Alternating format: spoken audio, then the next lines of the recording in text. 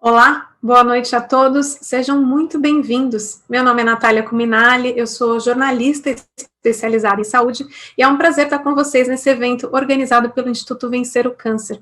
Esse é o 7º seminário para pacientes e familiares sobre câncer de mama e o objetivo aqui é apresentar as informações mais atualizadas sobre o universo de câncer de mama para que esse conhecimento ajude o paciente durante a jornada do tratamento. Hoje é dia 1º de outubro e finalmente também chegamos no Outubro Rosa, mês em que se concentram as ações de conscientização sobre a doença. Essa é a primeira ação do Instituto Vencer o Câncer e, ao longo do mês, vocês podem acompanhar as redes do Instituto para ter acesso a vários conteúdos específicos de câncer de mama.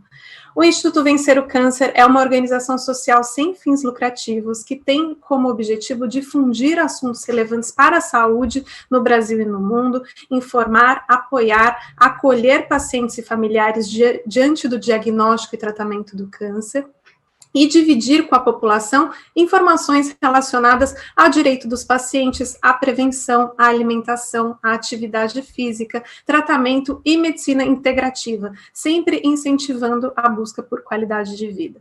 Eu queria agradecer novamente a presença virtual de todos e aproveito para avisá-los que o nosso evento é interativo e vocês podem enviar as perguntas pelo chat. Antes de seguir, eu quero agradecer também o apoio da Novartis, da Pfizer, da Roche e da BP, o Hospital Beneficência Portuguesa de São Paulo, e obrigada também a todas as ONGs parceiras, a FEMAMA, Oncoguia, Oncomovimento, todos juntos contra o câncer e o iCâncer, que ajudaram na divulgação do evento. Agora vamos apresentar para vocês a história da Bruna Faleiros, uma paciente que compartilhou sua trajetória do câncer de mama desde o diagnóstico até o momento atual com a gente. Meu nome é Bruna, eu tenho 38 anos. Aos 33 eu fui diagnosticada com câncer de mama metastático. Eu fui fazer a biópsia achando muita graça, junto com a minha mãe.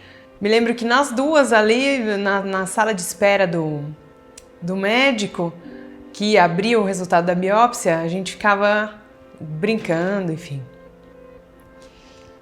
E... Ei, tem choro. Foi sem querer que eu senti um caroço na mama direita e todo mundo que conversava comigo falava, imagina, isso não é nada, alguma coisa benigna. E uma médica, uma nutri que estava fazendo acompanhamento comigo, falou, Bruna, vamos dar uma investigada. E descobrimos 2 dias depois que eu estava com câncer de mama metastático, metástase no fígado, tinha 2 pontos no fígado e 2 tumores na mama direita. Toda aquela graça, aquela situação leve, começou a tomar uma dimensão assim um pouco estranha para mim. Uma coisa que eu sempre tive para mim, comigo, foi uma vontade de viver muito grande. Cheguei no Dr. Buzaide e por aqui fiquei mesmo.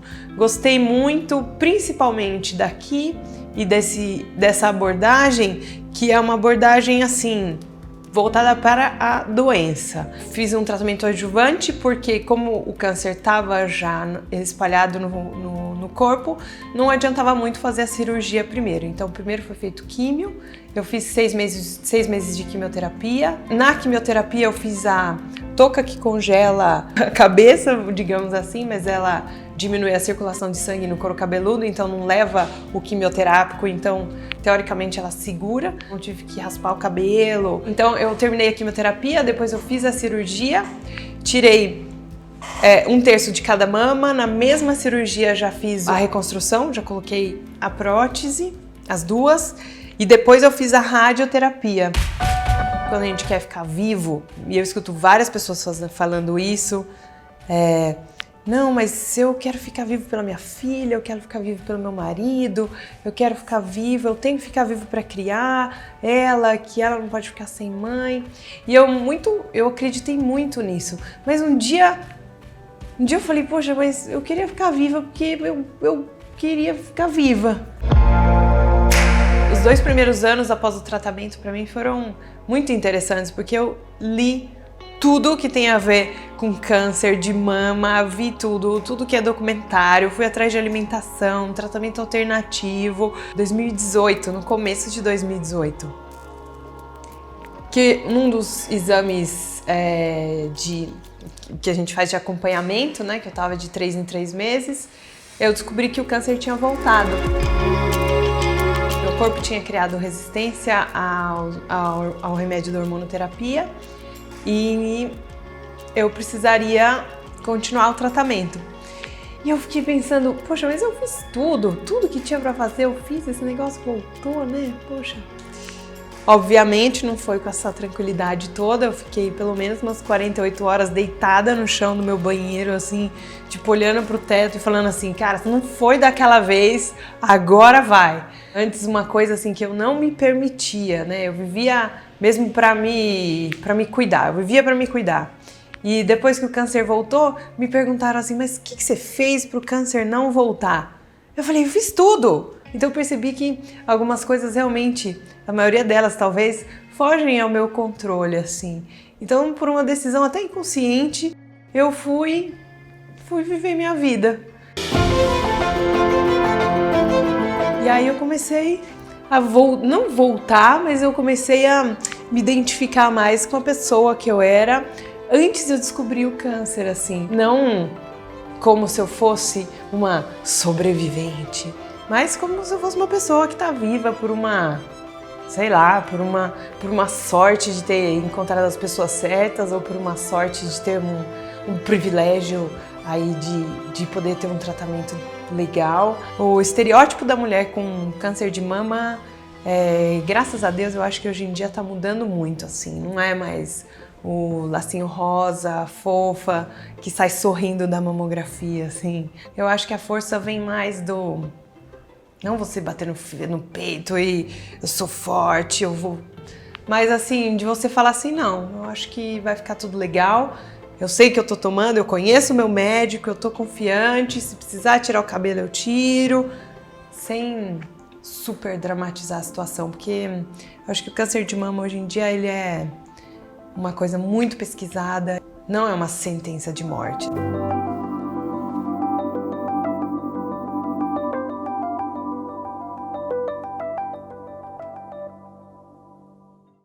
A história da Bruna mostra todos os processos que ela passou, desde o diagnóstico, as dúvidas, os medos. Inclusive, ela fala também da importância da informação. E é por isso que a gente está aqui hoje, para trazer informação. Nosso debate vai contar com grandes especialistas nesse tema. A doutora Débora Gagliato, que é médica oncologista clínica do Centro de Oncologia da BP, a Beneficência Portuguesa de São Paulo. O doutor Fernando Maluf, que também é diretor associado do Centro Oncológico da BP, a Beneficência Portuguesa de São Paulo, e ele é membro do comitê gestor do Centro de Oncologia do Hospital Israelita Albert Einstein e um dos fundadores do IVOC.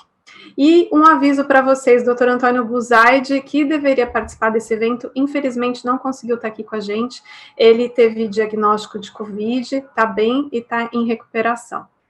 Antes de eu chamar os nossos convidados, a gente tem um recado de uma outra convidada super especial e ela quer trazer uma mensagem para o público.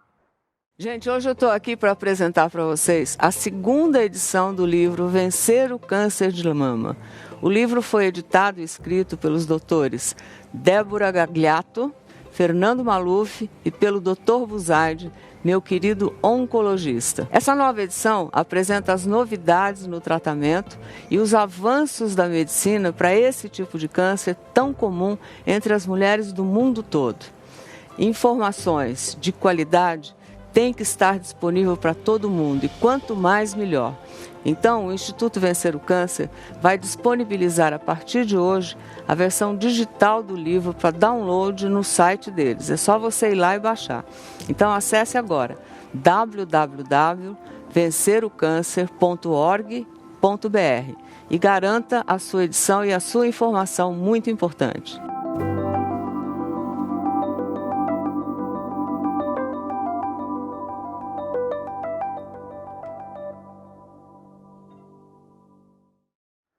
Bom, e com essa mensagem dessa convidada super especial, é lançada oficialmente a segunda edição do livro Vencer o Câncer de Mama. O livro eu vou repetir aqui, ele está disponível gratuitamente e pode ser baixado no site do Instituto Vencer o Câncer, que é www.vencerocâncer.org.br. Agora sim, vamos falar com os nossos convidados, doutora Débora, doutor Maluf, boa noite. Boa noite, Natália, boa noite a todos que estão assistindo. É um prazer enorme estar aqui ao lado de um oncologista que eu admiro muito, que é um mentor para mim ao longo da minha formação, e para falar de um tema que eu sou completamente apaixonada, que eu dediquei aí desde o meu primeiro ano de medicina. Eu tive contato com um médico que fazia câncer de mama e escolhi que essa seria a minha especialidade, e assim foi durante a medicina, e hoje a gente vai conversar bastante, espero informar as pacientes sobre assuntos que são extremamente relevantes na prevenção, no tratamento, em todos os aspectos do câncer de mama. Muito bom, doutor Maluf, boa noite também. Muito bom, obrigado pelo convite. A Natália é uma grande amiga que eu tenho, uma das melhores jornalistas de saúde que tem. Ela já está praticamente no 4º para o 5º ano de medicina, sem ter cursado a faculdade. A Débora Gagliato, para quem não conhece, é de longe uma das maiores estrelas do país na área de câncer de mama, uma das médicas com formação mais sólida no assunto. Ela é autora de inúmeras publicações internacionais, inúmeros artigos e também de vários congressos. Tá? Então, ela tem essa cara de 15 anos de idade, mas é absolutamente uma gigante na área. Muito bom, doutor Maluf. Obrigada pela generosidade. Ela está sentindo falta do Buzaide, e a gente está sentindo falta do Buzaide, nosso amigo, irmão, nosso mentor, que está se recuperando. Se Deus quiser, vai ter uma recuperação breve, rápida e de sucesso. E é um prazer a gente poder falar do lançamento desse livro, que começou como um dos pilares do Instituto Vencer o Câncer, junto com o livro de câncer de próstata, que no mês que vem vai ter também a segunda edição, e que a gente fica, na verdade, feliz por estar executando uma das missões mais importantes do Instituto, que é informar, desde a prevenção, diagnóstico até o tratamento. Esse livro, na verdade, nada mais é do que uma das ramificações das informações que não só eu, Débora Buzaide, mas tantos profissionais envolvidos no livro acabaram participando para prover um livro de alta qualidade. Muito bom, doutora. Eu acho que antes da gente partir para o nosso debate, para discutir um pouco as informações e novidades em relação ao câncer de mama, eu queria ouvir vocês sobre alguns detalhes do livro, né? Primeiro, sobre a importância do paciente ter acesso a um material como esse. Eu queria começar ouvindo a doutora Débora, se você puder, doutora, explicar um pouco sobre os capítulos que você escreveu, qual que é a importância do paciente ter acesso a esse tipo de material. Nossa, acho que é fundamental, né, Natália? Quem de nós já não recebeu, acolheu um paciente no seu consultório e o paciente vinha apavorado, cheio de dúvidas, porque colocou no Google a palavra triplo negativo, alguma coisa em relação ao diagnóstico, ao que ele ia fazer de tratamento, e ficou horrorizado com o que leu, né? Então, a gente sabe que hoje o acesso à informação é muito fácil, e é só colocar um Google realmente que vão aparecer inúmeras páginas relacionadas ao câncer de mama, mas o acesso a uma informação bem respaldada, embasada por literatura científica de boa qualidade, a gente sabe que às vezes é muito difícil que o paciente tenha realmente o acesso. Então, com esse livro, é um livro extremamente extenso, que passa de medidas preventivas para o câncer de mama, desde como a mulher tem que se portar para fazer o diagnóstico precoce, até tratamento, inclusive tratamentos, a gente entra aí profundamente nas novas drogas. Eu fiz bastante, a minha parte ficou muito focada em doença avançada, então, como a Bruna, né, quando a mulher tem um câncer de mama que saiu da mama, às vezes gera mais dúvidas, mais medo ainda, e a gente fala sobre todos os subtipos de câncer de mama. A gente sabe hoje que câncer de mama são várias doenças em uma só.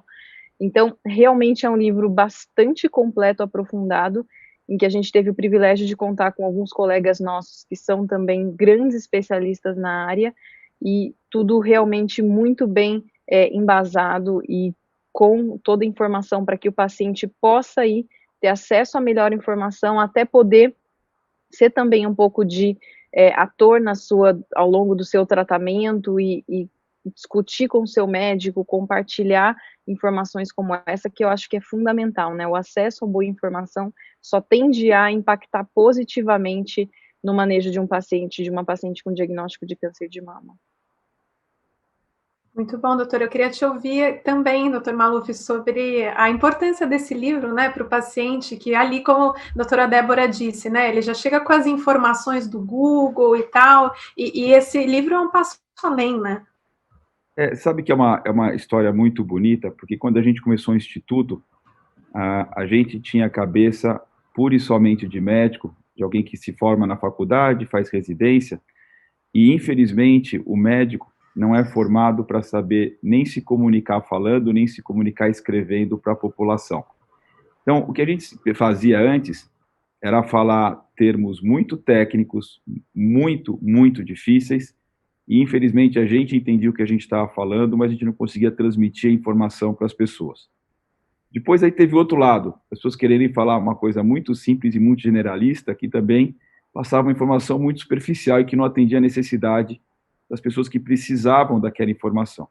E eu acho que esse livro, do Vencer o Câncer de Mama, segunda edição, ele é muito, muito bacana, porque, como a Débora falou, ele consegue, baseado nos estudos mais importantes da literatura, ou seja, nos estudos que fazem parte dos nossos livros e artigos médicos, passar as informações de um modo profundo, mas ao mesmo tempo transparente e de fácil entendimento.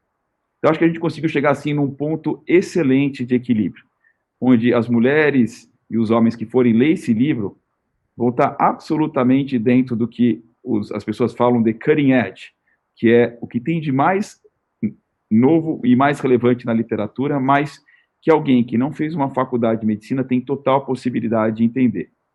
E como a Débora falou, esse livro ele foi montado em blocos que vão desde o que é a doença, dos fatores de risco, de como é o rastreamento, mas ele tem uma parte muito, muito importante, que é a parte de tratamento, tanto da doença localizada, que envolve cirurgia, radioterapia, e os tratamentos medicamentosos para evitar que a doença volte, quanto também na doença avançada, que tem, outra vez, vários tratamentos diferentes, de acordo com cada tipo diferente de câncer de mama. Então, esse é um outro conceito importante que esse livro passa, mostrando que nós estamos numa era onde o tratamento se adequa ao paciente, não mais o paciente se adequa ao tratamento. E, por fim, tem uma parte muito relevante dos adjuntos ao tratamento clássico, como nutrição, atividade física, etc., que tem se mostrado incrivelmente importante, além de uma ótima cirurgia, de uma ótima radioterapia, de ótimos medicamentos, que a gente vai discutir um pouquinho mais. Então, eu acho que esse livro ele consegue fazer um 360 graus para entender tudo de ponta a ponta, de como é que se forma a doença, como ela se comporta e como que essa doença pode ser curada. Muito bom, doutor. Eu acho que a gente vai ter uma oportunidade aqui de se aprofundar um pouco nesses tópicos, né? Eu quero lembrar a audiência que vocês podem enviar as perguntas pelo chat, eu vou receber aqui, vou repassar aos doutores.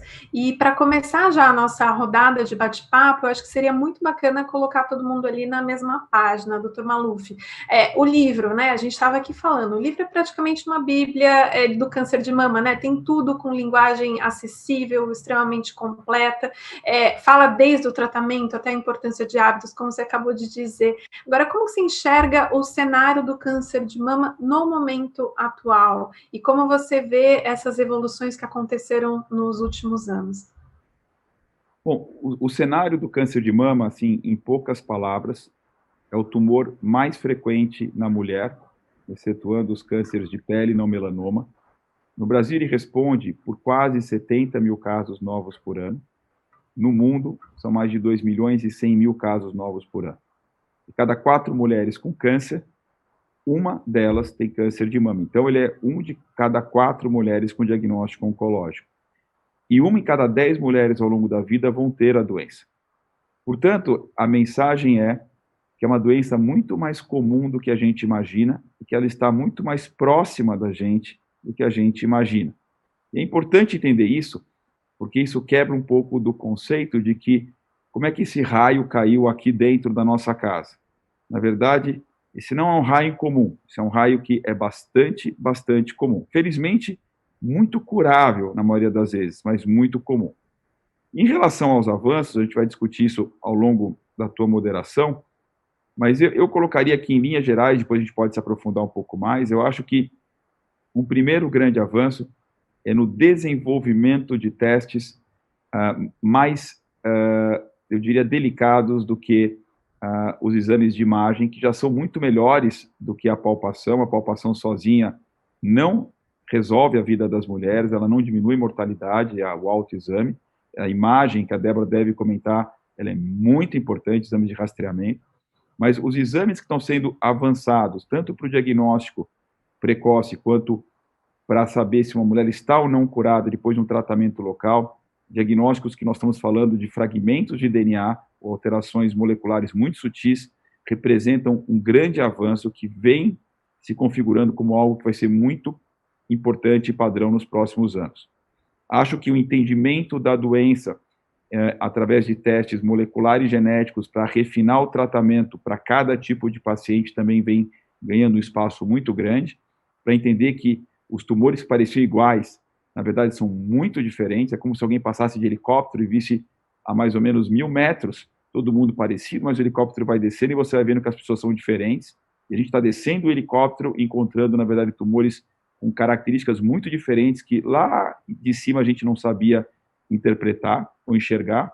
E, por último, os avanços dos tratamentos, desde a doença que é operada, um tratamento preventivo para que essa doença não volte, ou antes ou depois da cirurgia, até para os tratamentos da doença metastática, que tiveram uma evolução muito importante para vários tipos de tumores de mama, desde o tumor que tem receptores hormonais nas suas células, até os tumores chamados e cognitivos, que a Débora mencionou. O cenário hoje, doutor, é muito mais favorável do que era no passado, né? Acho que a Bruna falou ali no começo, não é uma sentença de morte, e de fato, acho que isso acaba tranquilizando mais os pacientes, né, mas isso me leva para a pergunta para a doutora Débora. A gente sabe que a informação é uma arma muito poderosa, você até disse na abertura, né, essa coisa do paciente já chegar muito bem informado, então é importante para a educação, é importante para a adesão ao tratamento, é importante para muitos aspectos. Agora, apesar da terapia ter avançado muito para o câncer nos últimos anos, como o doutor Maluf estava mencionando, muitas vezes o diagnóstico ainda vem acompanhado de medo e de dúvidas, né, doutora? A pergunta é a seguinte: qual que são as principais dúvidas dos seus pacientes quando eles chegam na primeira consulta depois da descoberta, e como que você explica para eles? Eu acho que uma questão importante que a gente fala quando vamos tratar câncer de mama é a questão que a paciente ela chega com a ideia de que ela vai ser mutilada, de que a mama é um órgão extremamente importante para a mulher, um órgão que representa a feminilidade, e entrar num consultório, às vezes pensando que ela vai ter que fazer uma cirurgia que vai deixar ela mutilada, que vai deixar com braços inchado, que vai ter uma repercussão importante na parte estética de autoestima e de qualidade de vida, a gente vê na prática que é um dos grandes medos das mulheres. E hoje nós podemos dizer que antigamente, realmente, quando a gente via uma foto de uma mulher que era operada de um câncer de mama, a gente via que as cirurgias eram muito radicais, muito agressivas, mas hoje nós vemos que cada vez mais, né, com tratamentos, inclusive com a contribuição da oncologia clínica, fazendo tratamentos que a gente fala que são sistêmicos, né, que percorrem o corpo todo, prevenindo recidiva em qualquer local, e reduzem o tamanho do tumor na mama, limpam o linfonodo que pode estar comprometido, o linfonodo da axila, que é a primeira região que drena aquela mama. Hoje os tratamentos sistêmicos, eles são tão ativos, tão importantes, que a gente consegue muitas vezes erradicar por completo aquela doença que pode até estar avançada na mama, e o cirurgião consegue fazer uma cirurgia muito menor. Às vezes o cirurgião vai lá, tira a gente chama de quadrante, tira um segmento pequeno da mama, faz a simetrização do outro lado, e não é infrequente, na verdade é muito frequente, a mulher vir depois de todo o tratamento e falar: doutora, eu me sinto até melhor com a minha mama nova, parece que eu fiz uma cirurgia plástica, porque o doutor já arrumou outra mama, já tive minha autoestima preservada. Então isso é muito bom a gente ver que a parte estética de cirurgia da mama, que hoje em dia é uma das áreas que a gente consegue impactar muito positivamente, tanto fruto do entendimento cirúrgico, que você não precisa ser radical, tirar margens enormes, quanto da contribuição da oncologia clínica também em relação à resposta ao tratamento e facilitação da cirurgia, né? Outro temor também quando o paciente vem ao consultório é em relação aos efeitos do tratamento. Muitas vezes o paciente vem à primeira consulta, fala, bom, eu já sei que eu vou fazer uma químio, eu já sei que eu vou ficar vomitando, que eu vou passar mal, eu vou ficar deitado, vou ter que me isolar, não vou conseguir continuar trabalhando. E a gente tem muito orgulho em dizer que hoje não é mais assim, né? Hoje, fazendo o tratamento em bons locais, em que o paciente vai ter acesso aos medicamentos de suporte, né? Porque hoje nós prescrevemos a químio, mas antes da químio entram uma série de medicamentos para prevenção de náusea e vômito. Então, hoje não é mais admitido que uma mulher com câncer de mama que vai enfrentar uma químio fique vomitando, tem enjoo. Nós temos medicamentos muito potentes para prevenção desse efeito colateral. Nós conseguimos minimizar muito o risco de infecções. Hoje a gente está vivendo uma pandemia e o risco de infecções é muito importante. Nós temos medicamentos que estimulam a medula para que o paciente não fique com a defesa baixa e não fique suscetível à febre, à baixa de defesa. Então, acho que se a gente for elencar, os principais medos são o medo estético, o medo de mutilação e também o cabelo, a gente tem que falar, eu acho que também é um símbolo para a mulher, né? O cabelo é a porta de entrada, o cartão de visita daquela paciente. Hoje nós temos muitos regimes em que a gente pode usar a touca, como a Bruna mencionou, que é aquele dispositivo que o paciente usa durante a químio, que previne a queda de cabelo em alguns regimes de quimioterapia, e também os efeitos dos nossos tratamentos, eles estão cada vez menores. Muitas vezes o oncologista precisa usar uma químio, mas as medicações de suporte que vêm junto garantem a segurança e garantem o bem-estar da paciente. E também nós temos as drogas-alvo, os tratamentos que são relacionados a pouquíssimos efeitos colaterais, que também facilitam muito o tratamento, mantendo qualidade de vida, e hoje a paciente com câncer de mama em quimioterapia vai para a academia, faz sua atividade física, cuida dos seus filhos, cuida da sua família, continua trabalhando se assim quiser. Então mudou muito. Hoje a paciente ela mantém a qualidade de vida durante o tratamento. Sabe, Natália, que tem umas histórias interessantes dentro do que a Débora falou. Você vê, por exemplo, mulheres de 60, 65 anos de idade que fazem cirurgias para retirar o tumor, e a cirurgia plástica deixa a mama absolutamente linda, parecido com a mama de alguém de 18 anos de idade. Aí eu brinco com os maridos e eles vão ter que começar a malhar mais, se cuidar, senão eles perdem a esposa. E é uma cena ótima no consultório. E aí tem o outro lado, que é o cabelo. Porque quando a gente fala que existe um risco da mulher ter queda de cabelo, perder o cabelo, você entende duas coisas. A primeira é que o cabelo é o órgão mais importante da mulher. É mais importante do que o coração, do que o pulmão, do que o fígado, do que o rim. E quando a doutora Débora explica para a paciente que pode ter algum efeito no fígado, no coração, etc., a paciente fica absolutamente tranquila. Quando fala do cabelo, a paciente, obviamente, desmonta e você percebe que é o órgão mais importante. E aí ela chora e fala, doutor, eu não quero ficar sem cabelo, eu não vou conseguir conviver ficando sem cabelo, eu não vou conseguir me ver no espelho. Só que aí ela fica sem graça, porque ela olha para mim e percebe que eu não tenho cabelo. Então ela fica numa situação tão ruim, porque ela falou, foi tão sincera, e ao mesmo tempo ela olha para mim, eu faço assim, ó, o que eu vou fazer? Eu já tenho que fazer muita terapia por causa disso, mas a gente sobrevive, entendeu? Então fica uma cena que fica absolutamente incrível no consultório. Mas o ponto é que a Débora tem razão. A gente tem hoje mecanismos que conseguem preservar a queda do cabelo em algumas mulheres, não em todas, dependendo do tipo de químio. Além do que, a gente também tem próteses que são absolutamente perfeitas. Eu posso falar para você que tem algumas pacientes que eu não reconheço quando é prótese ou quando é cabelo. Então, a gente vem caminhando numa medicina que, obviamente, a gente tem como missão número 1 curar, mas a gente vem aprendendo que, ao longo dessa estrada, a gente precisa fazer um trabalho melhor do que a gente vem fazendo no passado para tentar amenizar a qualquer tipo de sofrimento, seja físico ou emocional, ao mesmo tempo melhorar a autoestima, porque melhorar a autoestima significa melhorar a aderência aos tratamentos, o entendimento da doença e facilitar a caminhada por aquela estrada. Isso é super importante. E eu acho que isso é uma coisa que a gente agora vem prestando mais atenção, vem investindo mais, e vem com certeza tornando a vida dessas mulheres muito melhor do que era no passado.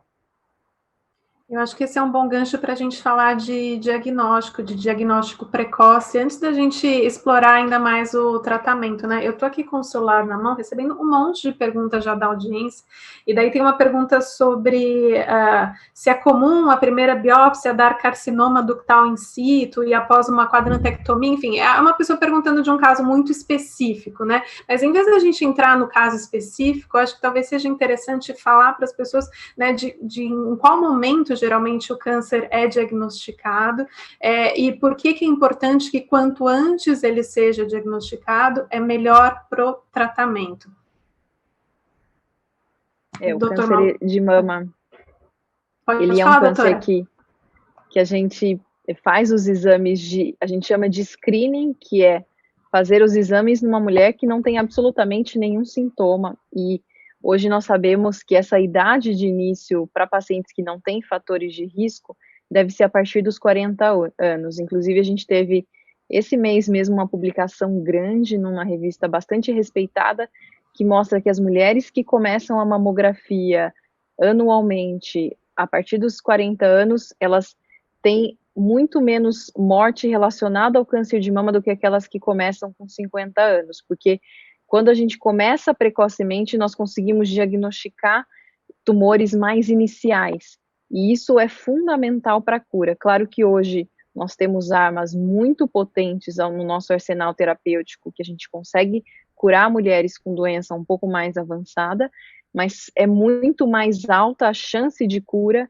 quando uma mulher ela tem o diagnóstico de um tumor pequeno na mama, e que não está loco-regionalmente, não tem nada na axila, por exemplo.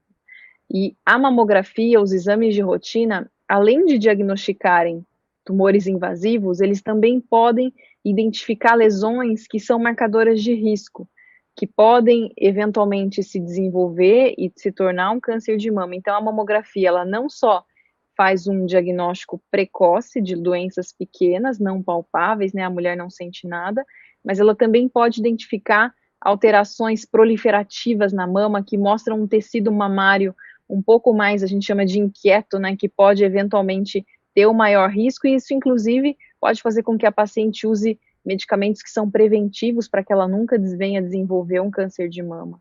Então, fazer diagnóstico de screening é super importante, e a gente está vivendo uma era em que talvez as mulheres tenham colocado isso um pouquinho de lado. Inclusive a gente faz um apelo para que não deixem de lado os exames de rotina em centros que mantêm aí todo o cuidado e toda a segurança. É muito importante que as mulheres façam seus exames de rotina para que realmente a gente possa aí implementar todo esse benefício que a gente tem de diagnóstico precoce e tudo que esses exames vieram a trazer para a gente. Excelente. E doutor Maluf, agora entrando numa outra questão que também chegou da nossa audiência, que é em relação a teste genético. Primeiro, acho que é importante dizer, né, em quais casos os testes genéticos são indicados, né, para câncer de mama, e daí uma pergunta em relação a acesso, né, se o convênio cobre ou não esses testes genéticos. Eu acho que é importante, como a Débora falou, o melhor jeito de você evitar um câncer ou curá-lo com uma chance acima de 90% a 95% é encontrá-lo de uma forma precoce. Então, tanto a mamografia quanto o ultrassom, que ajuda bastante nas mamas densas das mulheres mais jovens, elas têm como finalidade exatamente essa: encontrar algo eventualmente pré-maligno, cuja chance de cura é virtualmente 100%, ou alguma coisa maligna num tamanho que não é perceptível ao toque da mulher. Se a gente entender esse conceito, a gente está entendendo que o diagnóstico precoce vale para qualquer tipo de doença, seja mama ou qualquer outro tipo de tumor.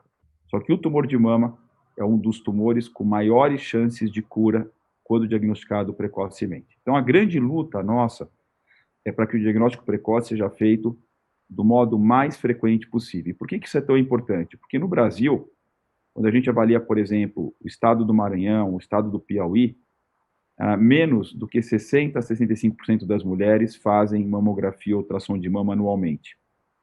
E por incrível que pareça, existe um excesso de mamógrafos e ultrassons dentro do SUS, inclusive. As máquinas existem, obviamente tem dificuldades de acesso, de marcação de consulta, transporte, etc. Então, uma grande briga do Instituto é trabalhar em políticas públicas para educar, informar as mulheres e, ao mesmo tempo, criar mecanismos para facilitar que essas mulheres cheguem aos médicos e aos exames. A região do Sul e Sudeste tem um índice bem maior de mulheres que fazem esses exames regularmente. Então, um ponto importante é que no Brasil, a gente ainda precisa consertar, ou pelo menos uniformizar, as coisas básicas, antes de falar de grandes avanços, né? Na pandemia, isso foi um grande problema. Por exemplo, um estudo americano mostrou que do mês de março ao mês de maio, 100 mil pessoas deixaram de ter o diagnóstico nos Estados Unidos de câncer de mama, de intestino, de pulmão, de próstata e de colo de útero, porque deixaram de fazer seus exames regulares por causa da pandemia. E baseado nisso, o Instituto Vencer o Câncer, eu falo do Instituto com um baita orgulho, porque isso é um bebê que nós criamos desde o comecinho, né, era uma sementinha que hoje virou uma árvore tão bonita. O Instituto lançou uma campanha que era para a saúde não tem quarentena, onde a gente fala para as mulheres e para os homens também que, número 1, quem está saudável mantém as rotinas dos exames para que você não passe 2 anos sem fazer um exame de rastreamento, né? E quem está se tratando de um câncer, que esse é um outro fenômeno que aconteceu em várias clínicas de oncologia, que quem está se tratando de um câncer converse com o seu médico, que vai saber harmonizar do melhor jeito possível um tratamento para manter a cura, um resultado positivo do câncer no mais alto patamar e, ao mesmo tempo, equilibrá-lo com risco de infecção ou complicação pelo Covid-19. Então, hoje tem guidelines que foram desenvolvidos. A gente liderou um guideline no Einstein, por exemplo, com mais 17 profissionais de vários tumores, e dentre eles tem vários outros sendo feitos ou foram feitos no mundo. Então, isso é super, super importante. Para chegar na tua pergunta, hoje em dia, existiam critérios muito mais rígidos para pedir uma avaliação genética numa paciente com câncer de mama. Hoje em dia, a gente aumentou esses critérios. Então, a gente tende a pedir para pacientes que têm câncer de mama uma avaliação genética, apesar que tem pacientes de risco maior para terem síndromes genéticas. Pacientes com tumores triplo negativos, pacientes muito jovens, pacientes com história familiar muito rica, né, de câncer de mama, de ovário, de pâncreas ou de próstata, num pai, num avô ou num irmão. Mas o fato é que quando você identifica numa mulher com câncer de mama uma síndrome genética, por exemplo, uma delas é BRCA1, BRCA2, mas tem outras síndromes, aí você tem que avaliar, né, as pessoas correlatas, né, as pessoas consanguíneas, irmãos, filhos, etc. E se essas pessoas tiverem o diagnóstico de uma síndrome, o segmento delas é muito diferente em termos de quão inicial ou quão precoce começam os exames de rastreamento, a frequência é diferente, inclusive, como a Débora mencionou, tem mamografia e ultrassom, mas tem alguns grupos que você acopla ressonância para mulheres de alto risco de desenvolver câncer de mama, e entra também uma área que é uma área muito importante, que é uma outra forma de prevenir, que são as cirurgias profiláticas, ou eventualmente remédios. Então, a gente sabe que mulheres com BRCA1, BRCA2, que têm uma chance de câncer de mama de pelo menos 50% a 75% durante a vida, algumas delas vão optar, não por fazer exames regulares somente, mas por fazer cirurgias, que são cirurgias chamadas profiláticas. Então, esse é um outro nicho, mas, outra vez, essas mulheres com síndromes, elas representam um percentual relativamente pequeno da população. A maior parte da população não está nesse nicho, mesmo aquelas que têm história familiar, não necessariamente têm uma síndrome genética. Doutor, em relação ao acesso, esses tipos de exames, eles estão acessíveis para a população, tanto quem tem SUS, quanto quem tem já convênio? Não. Para quem tem convênio, sim, de um modo geral, existe uma heterogeneidade, mas de um modo geral, suplementar tem uma boa cobertura nesse sentido.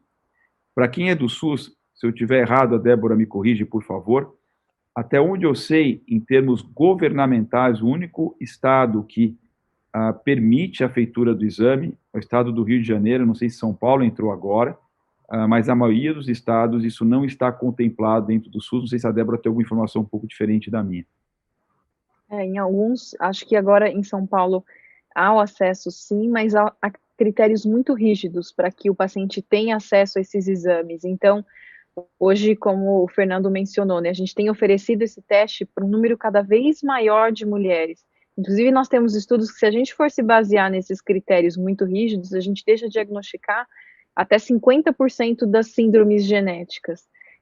Então, hoje, o SUS está no sentido contrário do que a gente tem feito na prática privada. Então, para que uma mulher ela tenha acesso a um teste genético, ela precisa aí ter praticamente assim, ela mostrar pela história clínica dela que ela tem uma mutação para que ela consiga. Então, realmente, essa questão de acesso é um ponto super importante, mesmo convênio. Às vezes a gente quer ter acesso a essas plataformas moleculares que a gente avalia mais de 130 genes, porque nós sabemos hoje que não é só BRCA1 e 2, a gente tem PALB2, ATM, a gente pode mencionar aí uma série de genes. E às vezes os convênios nos impõem algumas restrições em relação aos genes que a gente pode usar. Então, às vezes o geneticista ele tem que pedir BRCA1 e 2, aí vem negativa, ele passa para o outro grupo de genes, então isso às vezes atrasa, porque uma questão hoje que a gente vê cada vez mais é que uma mulher que nós vamos pedir esse teste, e esse teste ele pode mudar inclusive a cirurgia dessa paciente, né, como o Fernando mencionou, muitas vezes a paciente tem indicação de tirar todo o recheio da mama, para que ela não desenvolva um câncer de mama no futuro. A gente cura o câncer de mama de agora, mas a gente quer prevenir que ela tenha outro, né. Então, às vezes, enquanto essa paciente está tratando, por exemplo, começa com uma químio, antes da cirurgia, enquanto está ocorrendo o tratamento, a gente já pede esse teste genético para que quando ela vá à cirurgia, ela tenha esse resultado. E muitas vezes, mesmo na saúde suplementar, esse resultado ele vem em pedacinhos e às vezes demora, às vezes não está pronto quando o paciente vai operar. Então, realmente, essa questão de acesso tem que ser melhorada e muito, acho que nos dois mundos, né? Tanto no mundo privado quanto no mundo SUS. E agora, mantendo esse tema de acesso, eu queria falar um pouco da pele, da quimio oral. Como que ela pode colaborar para melhorar o acesso ao tratamento e também a qualidade de vida dos pacientes com câncer de mama? Essa é uma pergunta importante. A gente hoje escreveu um artigo na Folha de São Paulo, os trabalhos mais importantes da ESMO, e deles, virtualmente todos, tinha alguma droga oral. Quando a gente fala de quimio oral, a gente se refere não só à quimioterapia oral, que a gente conhece como quimioterapia, mas drogas hormonais e drogas biológicas, né? Em mama, nós temos drogas biológicas muito importantes.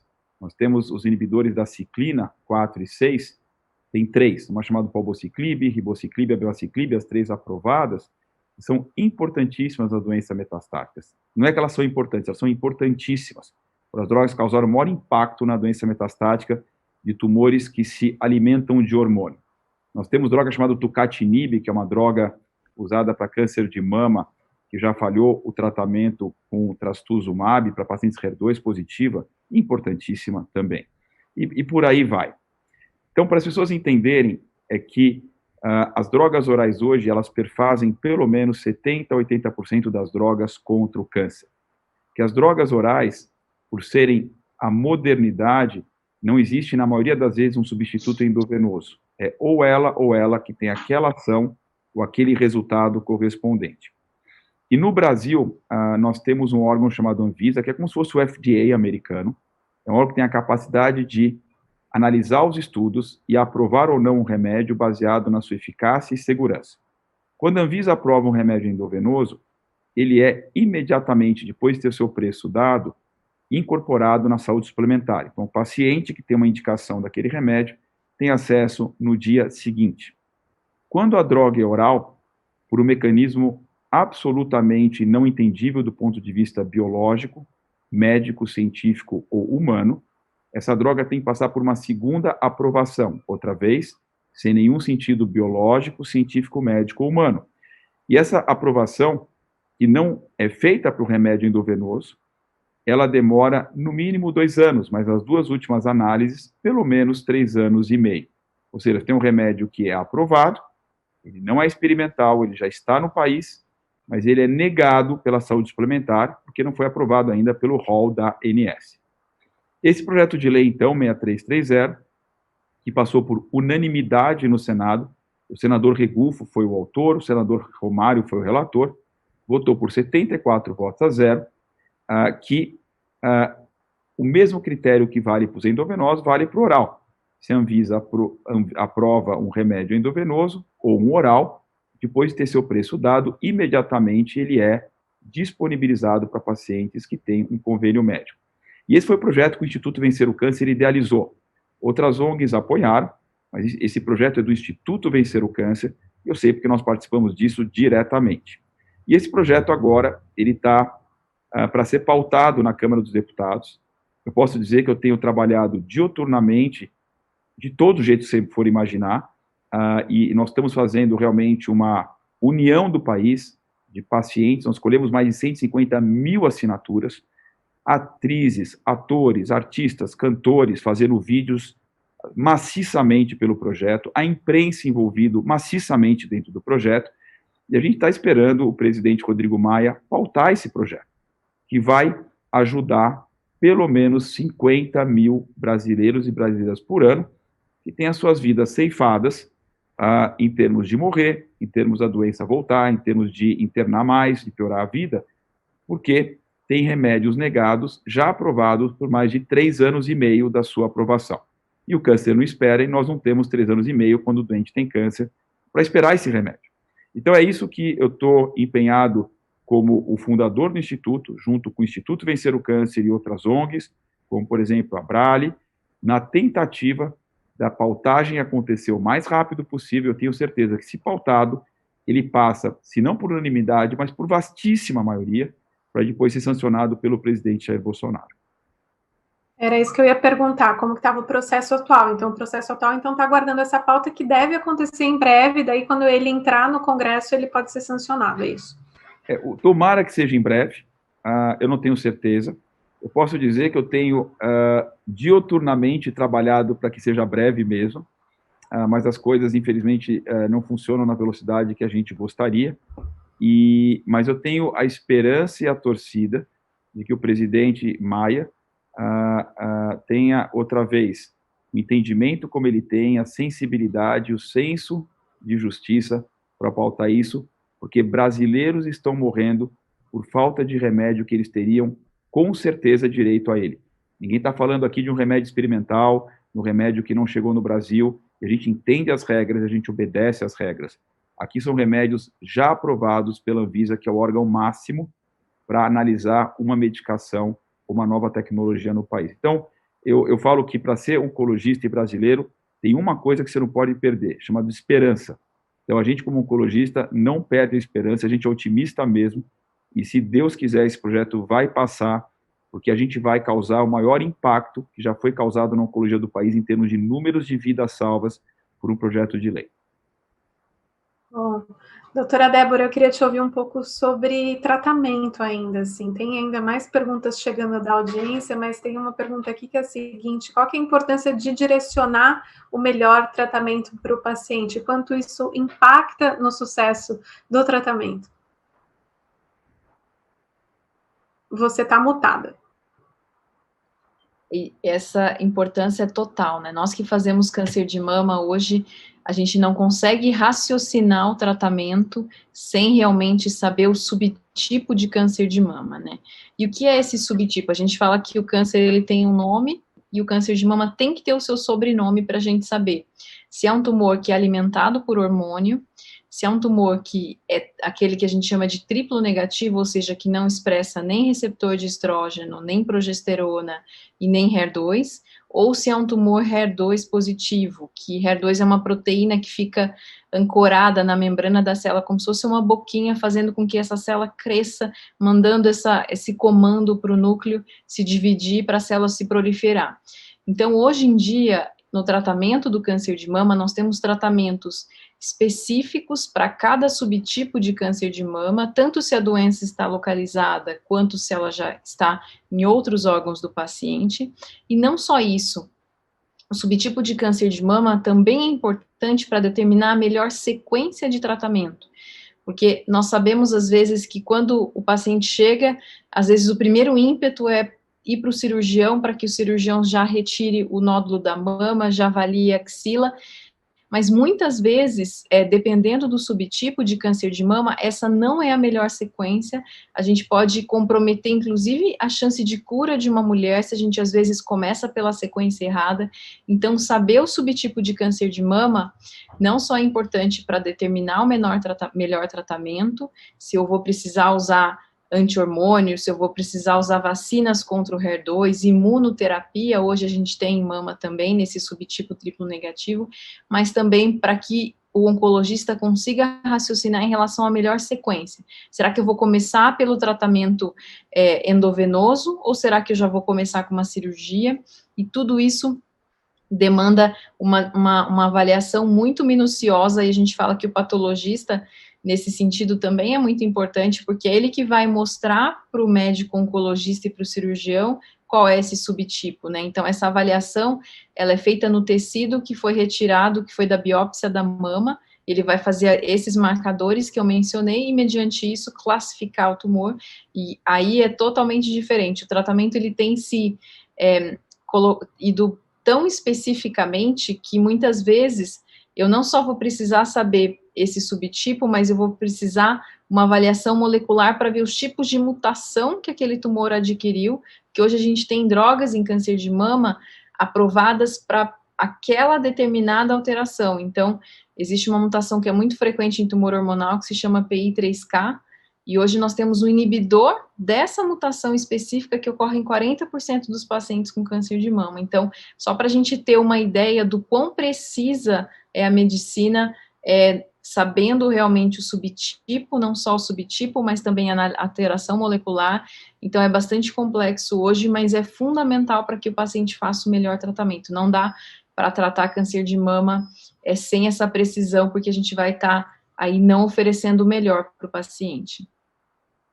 Essa é uma conduta mais recente, né? Essa questão de avaliar exatamente como que vai ser o tratamento em vez de já partir para a cirurgia. Eu, pelo menos, me lembro quando eu cobria câncer de mama um tempão atrás, sempre foi assim, esse trio, cirurgia, radioterapia e depois a quimioterapia. Então, pelo que você está explicando agora, não é mais assim, né? Pelo contrário, por exemplo, naqueles 2 subtipos que eu falei que são mais proliferativos, que podem ser tão curáveis quanto os hormonais, que é o triplo negativo e o HER2, a sequência mais comum é começar pelo tratamento sistêmico antes, e deixar para operar depois que o paciente fez todo o tratamento, né? Eu, quando fui para o MD Anderson, fiz minha residência fora do Brasil, a gente publicou um estudo que a gente mostrou que nesses subtipos muito agressivos, eu atrasar o início de uma químio, por exemplo, eu curo menos pacientes, só por ter esse delay no oferecimento de um tratamento muito ativo sistêmico. Então, a sequência é fundamental, né? Fundamental mesmo.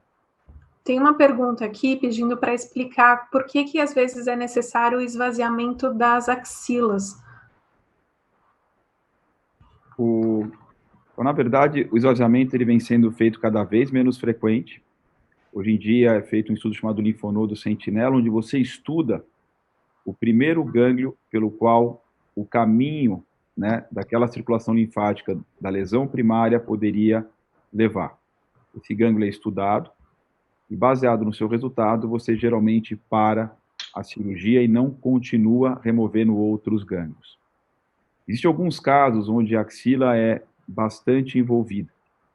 E aí, nessas situações, você, em geral, faz aquela dissecção mais ampla, que era feita para todas as mulheres no passado e que hoje é restrita a um pequeno número de mulheres, né? Mas entra também nessa história, como a Débora falou, o tratamento pré-operatório. E realmente o que a Débora é uma super especialista, entende dessa doença mais do que ninguém. As mulheres têm uma dificuldade, muitas vezes, porque no diagnóstico de câncer, a primeira coisa que você quer é tirar, arrancar, estipar, seja qual for o verbo, mas é se desfazer o mais rápido possível do tumor.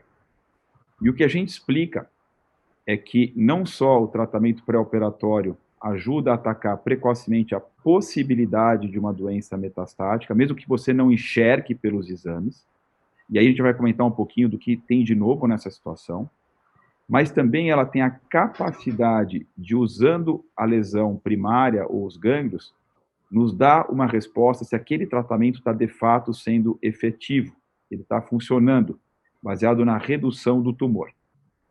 E o que a gente tem aprendido ao longo do tempo, que nesses tumores, como a Débora mencionou, no triplo negativo, por exemplo, e no HER2 positivo, que a conjunção de remédios, né, a intensificação do tratamento, tem promovido o que a gente chama de resposta patológica completa. O que é isso?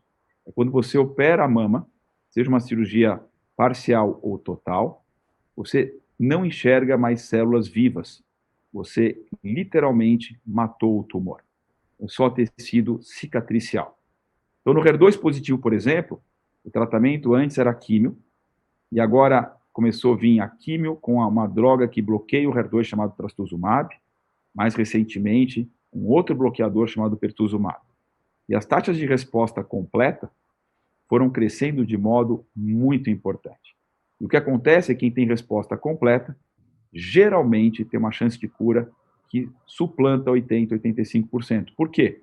Porque se houvesse alguma célula circulando no corpo, essa célula teria sofrido tanto quanto sofreu as células dos gânglios ou as células do tumor primário. Na doença triplo negativo, houve uma segunda droga, quer dizer, numa sequência, antigamente eram 3 drogas, veio uma segunda droga numa segunda sequência, chamada carboplatina. E essa droga aumentou a taxa de resposta completa em 15%. Então, uma intensificação.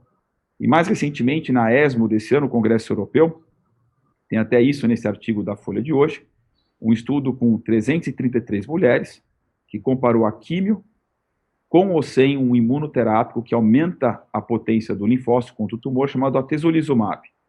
E a taxa de resposta completa aumentou de 41% para perto de 57%.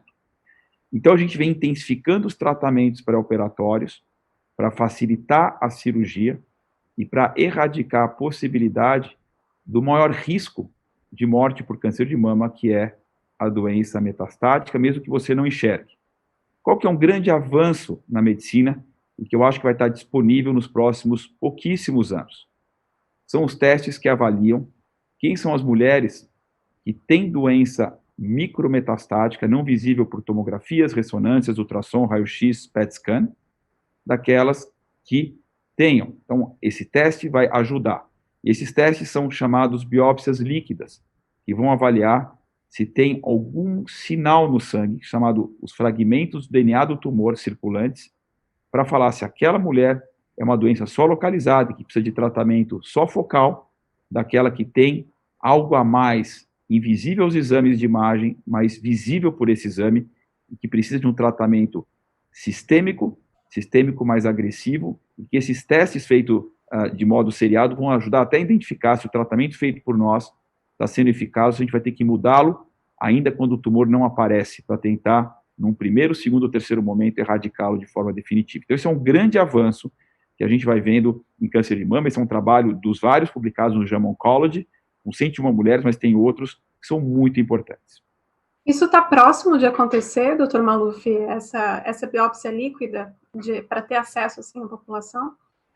Na verdade, esses estudos estão sendo validados em amostras maiores. A minha impressão é que nos próximos 1, 2 anos, essa validação vai ocorrer, porque os resultados são muito convergentes, e se aprovados, ou se validados, vão ser aprovados. E aí entra outra vez a questão do custo, para quem, e a questão, obviamente, do sistema público, que eu diria que aí é bastante distante. E bastante distante por quê? Porque hoje nós temos coisas muito mais básicas, muito mais baratas, que nós não temos ainda acesso dentro do SUS. E essa é uma outra coisa legal do Instituto Vencer o Câncer. Nós estamos trabalhando, a Neide é mais envergonhada do que a gente, mas ela é a manager do Instituto, e ela que organizou todo esse evento e a montagem do livro. Eu deixo um beijão para ela, meu reconhecimento, ela está nos vendo. Daqui a pouco ela manda uma mensagem de WhatsApp aqui para mim, mas ela está aqui, ela está nos vendo com certeza, e a gente está trabalhando agora em políticas públicas para tentar facilitar o acesso de alta tecnologia dentro do SUS. A gente está trabalhando duramente para que a gente consiga isso nos próximos anos. A gente Inclusive, tem só muita uma questão diferença, né? dessa biópsia líquida que o Fernando mencionou, as coisas estão caminhando com uma precisão tão grande que em mama nós temos estudos avaliando se há esse fragmento do DNA no sangue. Inclusive, a gente sequencia para ver qual a mutação para tratar aquela mulher com uma droga específica para aquela mutação. Então, realmente, eu também concordo, acho que é o próximo passo em câncer de mama, e refinar até, inclusive, o tratamento, você personalizar de acordo com aquela mutação que aquele DNA tem detectado no sangue. E doutora Débora, a biópsia líquida eventualmente vai poder substituir a biópsia do tumor, então? A gente espera que sim, inclusive hoje a gente tem alterações e estudos avaliando radiogenômica, né, que é o próprio exame de imagem conseguir talvez mostrar para o médico o subtipo de câncer de mama, o que aquela célula representa, se aquele tumor ele é heterogêneo, ou a gente sabe que os tumores de mama podem ser, nós chamamos de heterogêneos, né, então eu tenho uma área que expressa HER2, mas uma área que não expressa, então isso também tem uma implicação na resposta ao tratamento. Então, hoje em dia, a gente vem refinando tudo isso, mas ainda são estudos em andamento. Na prática, em 2020, ainda nós precisamos do patologista, precisamos retirar um fragmento da mama para que a gente tenha todas essas informações e a gente possa personalizar o tratamento do paciente. Mas aí pensando aqui como, na verdade, público geral ali, aquele mesmo momento que a gente vai no médico para fazer um check-up, você faz exame de colesterol, faz triglicérides, faz tudo, você vai conseguir colocar ali naquela lista do laboratório algum diagnóstico de câncer pelo sangue? Dá para imaginar isso? Dá. Inclusive existem pesquisas em andamento avaliando, é muito mais desafiador do que você avaliar um DNA tumoral num paciente que tem o diagnóstico, precisa de uma precisão muito grande, né, porque imagina que é um indivíduo saudável que você vai tentar detectar algum fragmento de um câncer que está iniciando o seu desenvolvimento, então realmente a técnica ela precisa ser muito refinada e muito acurada, mas nós temos belíssimos trabalhos já em revistas especializadas como a Nature, por exemplo, que é uma grande revista científica, já mostrando que pode ser possível sim. É interessante isso, né? Tem um autor chamado Xiang, que é um autor chinês, acho que ele está baseado na Califórnia, um estudo junto com o UCSF, que avaliou 10 mil pessoas, de 2007 a 2017. Dessas pessoas, 651 desenvolveram câncer, e entrou fígado, pulmão, esôfago, estômago e intestino. E a presença de metilação do DNA, que é uma alteração, teve uma acurácia de 91% de prever, com 1 a 4 anos de antecedência, o desenvolvimento de um desses 5 tumores, que são muito ainda mais graves do que o câncer de mama. Então, essas pessoas, na verdade, elas tiveram câncer, e em retrospecto, a análise do sangue mostrou que elas já tinham um sinal, uma leve digital que mostrava que elas tinham essa alteração, que com 91% de certeza demonstrava que elas iriam desenvolver um câncer de uma dessas 5 áreas. Esse teste agora está sendo validado e está sendo estudado para outros tipos de tumor, como mama, próstata, ovário. Ovário, por exemplo, não tem rastreamento. Não tem mamografia ultrassom para ovário. Não tem o Papa Nicolau do colo de útero para ovário. Ovário, de cada 10 casos, 8 a doença já está espalhada. Por isso que ele é o tumor mais letal feminino. Diferente de mama, que graças a Deus, para quem faz o rastreamento, mais as pessoas têm doença localizada. Então esse teste chamado PanSeer, ele é um avanço enorme na tentativa de antecipar algo e permitir que, quando alterado o exame desse, os exames sejam incrivelmente mais direcionados e qualquer mínimo sinal a gente atue de modo efetivo, colocando a chance de cura no topo, porque, como eu falei, existe uma regra em câncer, para qualquer câncer, e quanto menor, mais precoce, mais curável ele é. Muito bom. A gente recebeu uma pergunta aqui que eu imagino que talvez surja bastante no consultório de vocês, que é qual que é a relação de tomar anticoncepcional com o surgimento de câncer de mama? É comum essa pergunta? É muito comum, né? Tanto os hormônios que as mulheres tomam para prevenir que a gestação ocorra, quanto os hormônios de terapia de reposição hormonal na mulher pós-menopausa, né? Então, nós tínhamos aí uma série de estudos que tinham resultados discrepantes em relação aos anticoncepcionais aumentarem o risco de câncer de mama. Lembrar também que ao longo dos anos, as pílulas anticoncepcionais foram passando por diferentes concentrações do hormônio feminino. Então, nós tínhamos aquelas pílulas que tinham uma concentração muito grande no passado, as pílulas de baixa dosagem que são usadas atualmente. Um grande estudo que foi publicado numa das maiores revistas médicas do mundo, que se chama New England Journal of Medicine, foi um estudo, uma meta-análise, na verdade, que é quando os dados são discrepantes, os estudos não são tão homogêneos, os investigadores, eles acabam unindo os dados individuais daqueles pacientes dos estudos para que uma conclusão um pouco mais racional seja levada. E o que esse estudo mostrou é que realmente os anticoncepcionais, eles causam um discreto aumento no risco de câncer de mama. Lembrar que esse aumento, ele é um aumento realmente discreto, em torno de 10 a 15%. Isso deve ser levado em conta com o médico que vai prescrever os outros fatores de risco, né? Porque, claro, os anticoncepcionais vieram a trazer uma liberdade muito grande para a mulher, que pôde aí tocar a sua formação acadêmica, o seu trabalho. Então, a gente tem que reconhecer o benefício que os anticoncepcionais trouxeram para a mulher moderna em incorporação no mercado de trabalho. Aumenta, sim, um aumento muito discreto no risco de câncer de mama, mas que isso tem que ser colocado em contexto com todos os outros fatores de risco, inclusive com o desejo da paciente. A gente tem outros métodos contraceptivos hoje, nós temos os DIUs não hormonais, inclusive de prata, que causam pouco os efeitos colaterais, fazem esse papel de anticoncepção e não tem hormônio. Então, hoje tem muitas opções aí para as mulheres também se protegerem.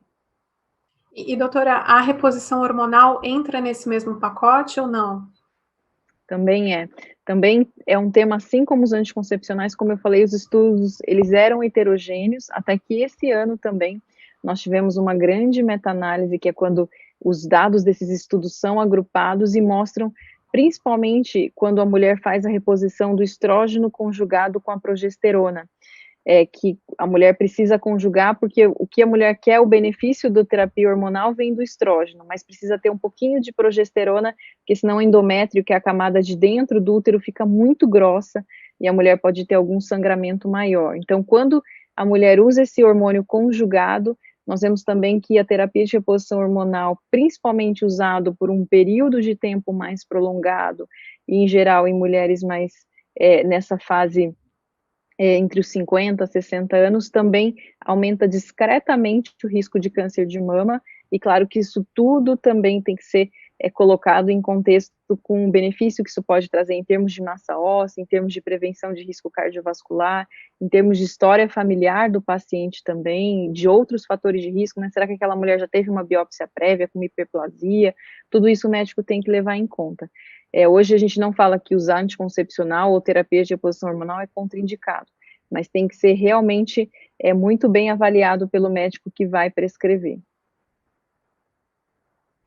Eu acho que tem um outro ponto, né, que como a Débora falou, tem mulheres que a menopausa chega de um jeito muito violento, né, quer dizer, o libido vai para o chão, secura vaginal, ressecamento de pele, fogachos. Então, como a Débora falou, o risco da reposição hormonal de causar câncer de mama, em números absolutos, ele é pequeno, né? Ele é bastante pequeno. Claro que ele passa a ser maior em grupos de risco. Por exemplo, alguém que teve um histórico familiar muito relevante de câncer de mama ou ovário, alguém que já teve algum histórico de lesões pré-malignas, mas a maioria das mulheres tem um risco muito poucamente aumentado, eu diria assim, e podem ter um benefício em termos de qualidade de vida altamente significativo. Então, outra vez, a gente fala muito de reposição hormonal como fator de risco, mas no fim do dia, o aumento é bastante pequeno, não bastante grande, bastante pequeno. E eu acho que é por isso que é uma área que a gente tem que passar uma informação sempre muito clara para as mulheres, porque algumas se sentem aterrorizadas com riscos de câncer de mama e muitas vezes vivem 10, 20 anos de um jeito miserável por causa da falta do hormônio que deixou de ser produzido depois da falência ovariana. E agora, pegando esse gancho da gente falar um pouco de qualidade de vida, né? Eu acho que ao longo de todo o nosso papo, vocês foram contando de todas as inovações, todos os tratamentos, como eles estão mais precisos, como o paciente consegue ter qualidade de vida, como isso é uma preocupação. A gente falou um pouco de futuro, né? Essa questão de diagnóstico precoce, de que talvez a gente vai conseguir diagnosticar o câncer ainda mais cedo. E aí, a pergunta é a seguinte, pensando em todo esse cenário, né, e nesse contexto, dá para imaginar que o câncer vai se tornar uma doença crônica? Eu acho que sim, a minha impressão é de que nós hoje conseguimos aí, mesmo na paciente que já teve a sua doença em algum outro ponto do corpo, fora da mama e da axila, qualidade de vida excelente com o tratamento e sustentado, né? Então nós temos mulheres com câncer de mama vivas há muitos anos, tratando há anos da doença e muitas vezes mantendo aí todo o seu potencial de trabalho, cuidado com a família. Então, realmente, hoje a gente pode dizer sim, principalmente para alguns subtipos de câncer de mama, que o tratamento ele vai ser crônico, vai ser um casamento com o oncologista, o paciente vai vir ao oncologista durante muitos anos, muito bem, infelizmente, com muita qualidade de vida, e tratando, sempre tendo que tomar o seu remédio, passando por uma avaliação médica, né. A regra numa paciente que tem a doença avançada é que a gente consiga controlar a doença muito bem, mas a gente tem inclusive, principalmente, por exemplo, o subtipo HER2, em que nós achamos o antídoto, né, a droga anti-HER2, ela bloqueia essa proteína que está pedindo para a célula crescer e se proliferar. Nós temos inclusive um grupo de pacientes que a gente fala que a gente consegue inclusive curar, mesmo com a doença avançada. Isso talvez aumente ainda mais com o advento da imunoterapia em câncer de mama, veio agora, então a gente precisa de mais tempo realmente para estabelecer que isso vai ocorrer no futuro, mas hoje a gente sabe que as mulheres elas conseguem ser bem controladas, o tratamento ele tem um perfil de efeitos colaterais muito bons e a paciente ela vai tratar durante anos, sempre tendo esse compromisso com seu oncologista e de tomar suas medicações. Quer complementar, doutor? Eu concordo com a Débora. Assim, os tratamentos, eles têm melhorado a sua eficácia.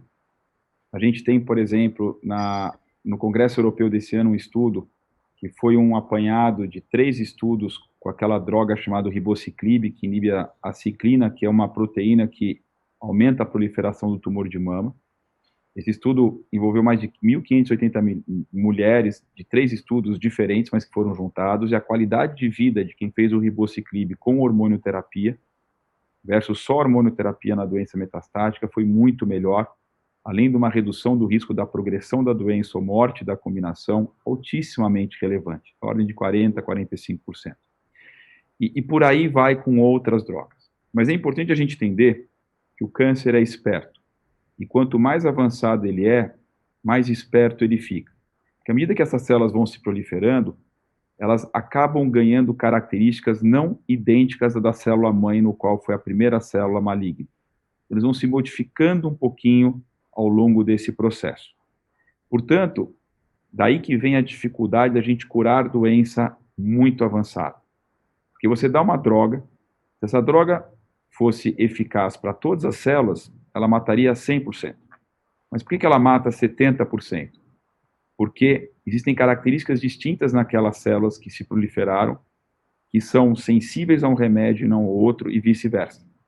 Por isso, então, que não é tudo ou nada, que você diminui a doença fica controlada, como a Débora falou, e hoje ela fica controlada por muito mais tempo, mas depois, eventualmente, ela pode crescer, porque ela aprendeu aquelas células que não morreram a trabalhar em cima dos mecanismos pelo qual o tratamento estava tentando afetá-las. O futuro, na minha opinião, vai ser a gente entender os vários mecanismos ao mesmo tempo que essas células conseguem se movimentar, como se fosse uma linha de metrô, que tem 10 linhas concomitantes. Então, a fechar a linha 1 e a 3 foi muito bom, mas você ainda deixou aberto a 2, a 4, a 5, 6, 7, 8, 9 e 10. Então, a pergunta aqui é como é que nós vamos desenhar estratégias que fechem as 10 linhas ao mesmo tempo. faz um shutdown em todas as linhas do metrô. E aí sim, a gente vai estar alvejando o que a gente mais deseja, que é cura. Como isso não aconteceu ainda, as taxas de sobrevivência aumentaram muito. E a Débora é uma expert, ela cuida de meio mundo no Brasil com câncer de mama, e nós temos, então, pessoas que estão vivas por 5 anos, 7 anos, 10 anos e bem, vivas bem, não vivas se arrastando, que para nós é muito importante. Porque aquela coisa de vida a qualquer custo é só bom para falar quem não tem a doença. Mas quem tem, fala de jeito nenhum, doutor, a qualquer custo, uma ova. A qualquer custo para alguém que está sentado na cadeira, bem, sem dor, sem falta de ar, sem nenhum tipo de sofrimento. Mas para quem está sofrendo, a vida a qualquer custo não funciona. A vida tem que valer a pena. E é por isso, então, que esse prolongamento da vida com medicações que não tenham grandes efeitos colaterais e que não impactem negativamente na qualidade de vida é um outro, né, futuro que a medicina vem se aprimorando, né? Ganhar um mês a mais de vida sofrível, eu falo que é um mês que a pessoa, no dia que for para o céu, vai querer esquecer da vida dela. E vai ser o mês mais desprazeroso que ela teve, porque ficou sofrendo. A gente não quer isso. A gente quer as pessoas ou curadas, ou que se mantenham vivas, bem vivas, e que aproveitem que estejam vivas em relação às suas coisas pessoais, em relação às suas relações familiares, aos seus gostos, aos seus desejos, aos seus objetivos. Isso para nós é super importante, porque é um conceito novo, porque no passado era a vida de qualquer jeito. Não, isso não funciona mais, pelo menos na oncologia moderna. A gente precisa já caminhar para o final do nosso papo, e acho que antes, para, claro, vocês também se despedirem da nossa audiência, eu queria sugerir 2 temas ali para a gente finalizar. Um deles é hábitos de vida, né, hábitos saudáveis, o quanto que o comportamento do paciente impacta para que ele tenha, assim, uma qualidade de vida, para que ele evite recidiva, e o que ele pode fazer nesse sentido. Então, acho que esse é um tema que a gente pode falar um pouquinho para se despedir, e também um recado final, né, um recado para a audiência, que são pacientes, que são familiares de pacientes, né, o que eles podem fazer para seguir isso e aderir ao tratamento, né, de uma forma mais eficaz. Doutora Débora, quer começar? Qualidade de vida e medidas de estilo de vida são super importantes. Hoje nós reconhecemos, tanto para a prevenção do câncer de mama, quanto pacientes que tiveram câncer de mama, algumas medidas de estilo de vida são importantes para evitar a recidiva. Então, hoje nós falamos muito sobre obesidade e é um fato muito bem já comprovado de que obesidade é um fator de risco para câncer de mama, e uma vez que a mulher teve câncer de mama, a obesidade ela é um fator de risco para recidiva também. Então, hoje, a nossa campanha, e a gente é incansável no consultório, para que o paciente mantenha um peso adequado, faça atividade física. A gente sabe que o sedentarismo também é um fator de risco importante para câncer de mama. Mesmo indivíduos que têm aquele índice de massa corpórea normal e são sedentários, eles têm um maior risco. Então, hoje a gente senta nos pacientes em segmento e realmente a gente é chato enfatizando essa questão de manter um peso adequado, praticar atividade física, se alimentar de uma forma saudável, evitando alimentos processados, com corantes, com aditivos, e evitando o consumo excessivo de bebidas alcoólicas.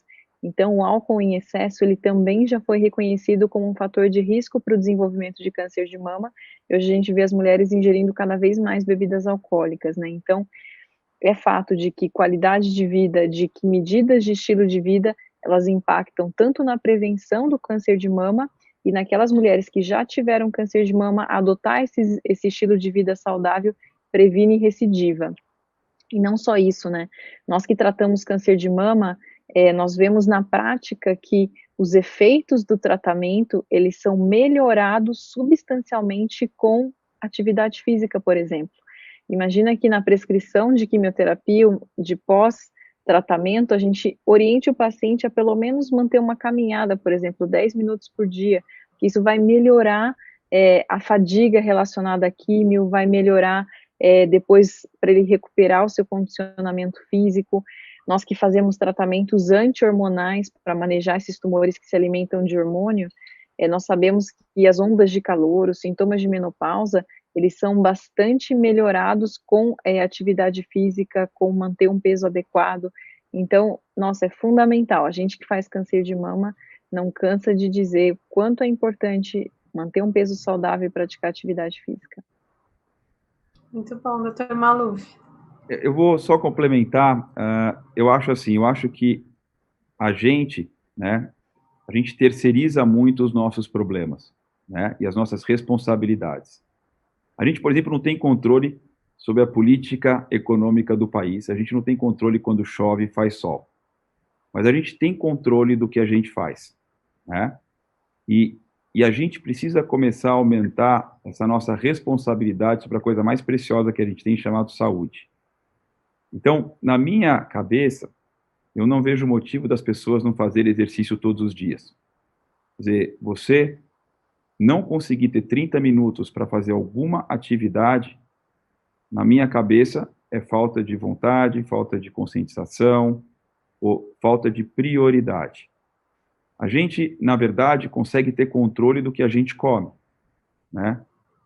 Claro que pessoas muito, muito desafortunadas não podem, obviamente, comer algumas coisas, mas a maioria das coisas, aliás, várias delas são muito baratas. A gente precisa ter uma conscientização da questão do tabaco, da questão do álcool, da questão do combate à obesidade. A gente precisa ter uma conscientização de fazer os exames preventivos. A parte mais linda dessa história é que isso está nas nossas mãos. A gente não depende de ninguém. Não é que existem, por exemplo, uma onda que nos leva para norte, sul, leste, oeste, que a gente não gostaria de estar nessa onda, nesse grande vácuo. Isso depende só da gente. Só que a gente, na verdade, não prioriza, terceiriza o problema e a responsabilidade. A gente não é dono do nosso futuro e do nosso destino, mas a gente consegue certamente modificá-lo, na minha opinião. E eu acho que a gente precisa trabalhar duramente nisso no país. Primeiro porque a gente conseguiria, primeiro, evitando algo, deixando que algo não aparecesse, transformando aquele problema num não problema. E segundo, que a gente conseguiria, com certeza, tornar, em termos de custo para o país, algo muito, muito menor. Porque você fazer prevenção é de 20 a mais barato do que você tratar alguém com um tumor, seja de mama, seja de pulmão, seja de próstata, etc. E eu acho que a gente precisa trabalhar nas pessoas, a gente precisa trabalhar dentro do governo para que essas campanhas de conscientização, de estilo de vida, a gente fazer uma caminhada 30 minutos por dia, ou uma esteira, ou uma corridinha, ou uma bicicleta, da gente não fumar, não beber em excesso, da gente combater a obesidade, comer coisas mais naturais, pelo menos de um modo constante, claro, ninguém está falando de radicalismo, que essas coisas modificam a nossa vida de modo muito importante. E o Instituto, Natália, você sabe disso, que você participou, criou uma campanha chamada Tarja Verde, porque é muito mais fácil você não deixar que o vício se cristalize na época da infância e adolescência do que na fase adulta. E aí entra um trabalho grande desses hábitos que começam geralmente na infância. A gente sabe que de cada 5 crianças obesas, 4 vão continuar obesas durante a vida. A gente sabe hoje que a partir desse ano vai ter mais crianças obesas do que crianças desnutridas no mundo. No Brasil, a obesidade aumentou nos últimos 40 anos em mais de 10 a 20 vezes, obesidade infantil. A gente precisa trabalhar não só nos adultos, mas também nas crianças e adolescentes que não têm ainda os hábitos tão cristalizados como os adultos. Mas eu acho que isso é uma coisa que a gente tem que trabalhar muito duro, porque nada melhor do que evitar. Evitar tem que ser a nossa meta. Claro que a gente trata com maior amor, carinho, precisão e técnica, mas evitar é a coisa mais fantástica do mundo. E ela é barata, e ela é simples, e ela está nas nossas mãos, porque ela não envolve tecnologia, não envolve SUS e não SUS, não envolve uma nova droga, uma nova máquina, envolve a nossa vontade, o nosso senso de responsabilidade, a coisa mais importante da nossa vida, que somos nós mesmos e a nossa saúde. Muito, muito obrigada. Eu queria agradecer demais a vocês dois por todos os esclarecimentos, todas as explicações. Foi uma conversa muito, muito boa, muito especial. Muito obrigada, doutora Débora. Muito obrigada pelo convite, por a gente estar aqui. E que as mulheres não tenham medo aí de enfrentar os seus exames de rotina e diagnosticar, porque tem um caminho que é um caminho da cura, e hoje a gente consegue esse caminho de uma forma a diminuir os efeitos colaterais e hoje as mulheres vão muito bem, felizmente. Muito bom, muito obrigada, doutor Maluf. Natália, obrigado pela tua moderação incrível de sempre, pela Débora, que outra vez é um dos ícones da oncologia do país na área de câncer de mama. Um beijo ao meu queridão amigo Buzaide, que está nos vendo aqui, está com a gente, que foi um dos preconizadores, idealizadores, não só do Instituto Vencer o Câncer, mas também desse livro de câncer de mama, que na primeira edição era eu e ele, mas estava incompleto porque tinha que ter uma terceira faixa preta, que era a Débora. E eu fico muito contente da gente poder lançar esse livro, como outros tantos, e ajudar com informação de alta qualidade e de fácil entendimento as pessoas do país. Então, super obrigado a todos, obrigado a Neide, que é a manager do Instituto Vencer o Câncer, que ajudou a botar toda essa operação de pé, que dá trabalho, mas que ela fez com maestria. Muito bom. Antes de vocês irem embora, eu preciso passar alguns recados. Antes de tudo, melhoras também, né, para o Dr. Buzaide, não tinha desejado. E eu queria dizer o seguinte, as perguntas que não foram respondidas aqui, elas podem ser enviadas para o faleconosco@vencerocancer.org.br, que é o canal de interação dos pacientes com os médicos do Comitê Científico do Instituto. Obrigada novamente também aos patrocinadores, a Novartis, a Pfizer, a Roche e a BP, e todas as ONGs parceiras. Temos 2 recados antes de se despedir. O primeiro é que vocês vão receber uma pesquisa ao final do evento, e é super importante responder, porque o Instituto Vencer o Câncer pode fazer melhorias nos próximos eventos. A gente já está agora, então, como eu disse no começo, no Outubro Rosa, e vocês podem acompanhar todas as ações do Instituto no site e nas redes sociais. O livro, de novo, lançado hoje, está disponível para download no site www.vencerocancer.org.br. Bom, gente, é isso. Eu queria agradecer de novo a vocês que acompanharam a gente até agora, agradecer de novo ao Dr. Maluf, a Débora, a Neide, a toda a organização. Não se esqueçam de seguir as redes do Instituto nas redes sociais, @Vencer o Câncer. Muito obrigada.